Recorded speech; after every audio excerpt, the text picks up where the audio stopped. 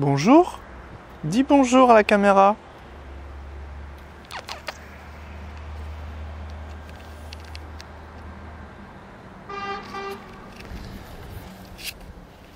Bonjour à tous, aujourd'hui je voulais faire une vidéo un petit peu particulière. Est-ce que ça vous est déjà arrivé d'avoir un sentiment de déjà-vu? D'avoir l'impression que vous avez déjà vécu ce moment particulier dans votre vie, ce moment où tout vous semblait cohérent avec ce qui est en train de se passer. Peut-être que vous essayez de comprendre ce qui s'est réellement passé. Peut-être que vous vous dites, eh bien finalement, je l'ai peut-être rêvé. Pourquoi je vous parle de ça? Parce que c'est quelque chose qui me trouble beaucoup. C'est quelque chose qui, du moins, m'a beaucoup troublé durant mon enfance, durant mon adolescence. Et ce sentiment de déjà-vu, eh bien, je l'ai compris aujourd'hui même. Donc je voulais vous le partager, puisque je suis en train d'étudier, vous le savez bien, et c'est parce que c'est en rapport avec l'astrologie que je vous en parle. Je fais des tours. C'est l'idée en fait, alors attention il y a le soleil, c'est l'idée en fait que c'est relié au nakshatra Punarvasu. En ce sens que, tout simplement, il y a cette idée de côté fractal, il y a cette idée de répétition avec Punarvasu Nakshatra. Et c'est l'idée que si vous avez surtout votre lune qui va effectivement régir le mental, l'état d'esprit, le mindset, l'esprit de manière globale, générale, si vous avez la lune en Punarvasu, vous allez avoir des sentiments de déjà-vu, comme tout le monde, mais vraiment de manière répétée, de manière qui peuvent vraiment être très troublantes. Et je vous dis ça parce que c'est ce que j'ai expérimenté, c'est ce que moi-même j'ai vécu. Alors attention, voilà. Donc ça c'est vraiment, je trouve, quelque chose d'important à dire, qui peut être un peu déstabilisant quand on a un astre dans Punarvasu, c'est que ça va être répété, les choses vont se répéter. Là on parle de la lune en Punarvasu pour ce sentiment de déjà-vu. Mais c'est vrai pour les autres astres, et je vous invite, si vous avez des sentiments de déjà-vu, des impressions de déjà-vu, je ne sais pas un sentiment, mais des impressions de déjà-vu fréquemment, je vous invite à regarder votre thème. Donc si vous ne connaissez pas votre thème, vous pouvez le recevoir en PDF en cliquant sur le deuxième lien en description.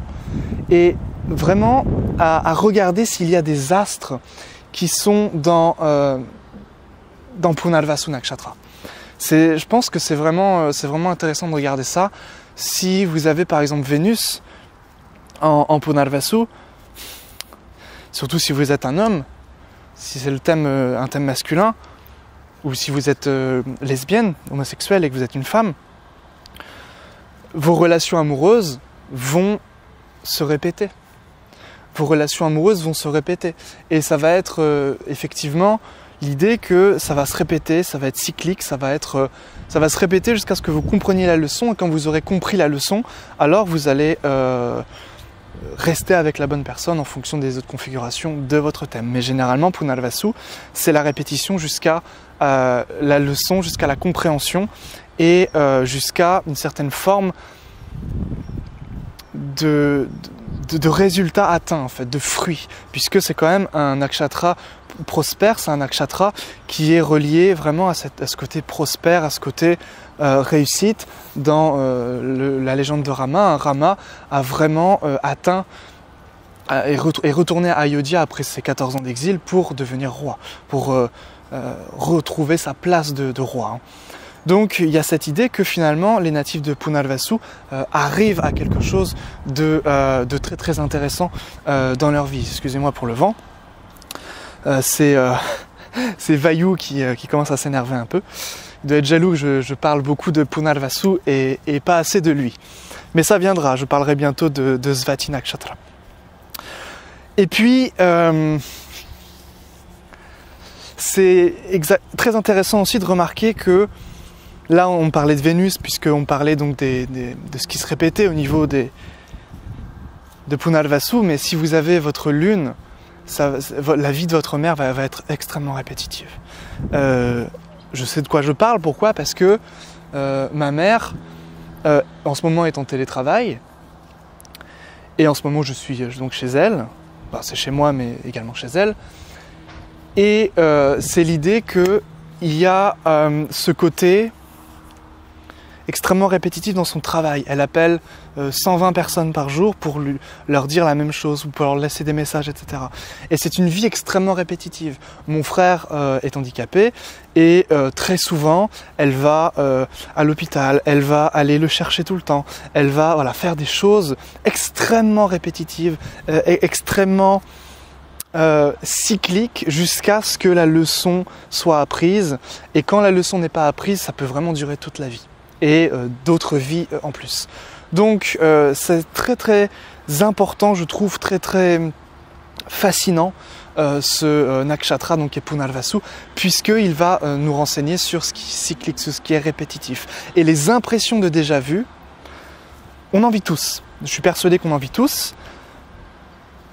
C'est relié principalement au côté fractal de Punarvasu nakshatra. Si vous avez votre lune, vous allez en vivre énormément.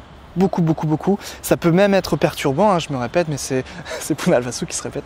C'est cette idée que ça peut être très perturbant, et quand on sait d'où ça vient, quand on sait qu'on a une leçon à apprendre par rapport à tout ça, quand on sait que ce côté cyclique, ce côté karmique, ce côté répétitif est normal, fait partie du processus d'apprentissage, honnêtement, moi ça m'a énormément aidé. Et comme je l'ai appris aujourd'hui, mais c'est un soulagement. J'ai essayé de comprendre les choses en termes scientifiques, en termes psychologiques, en termes spirituels. J'ai jamais eu de réponse à ça parce que je pétais vraiment des câbles en fait sur ce sentiment de déjà vu. C'était vraiment...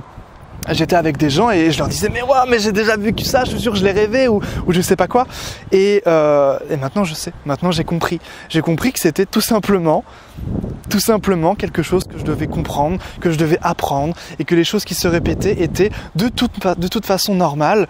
Et effectivement, pourquoi, étant adolescent, c'est là où j'ai le plus vécu de sentiments de déjà-vu, c'est parce que c'est le moment d'apprentissage le plus intense.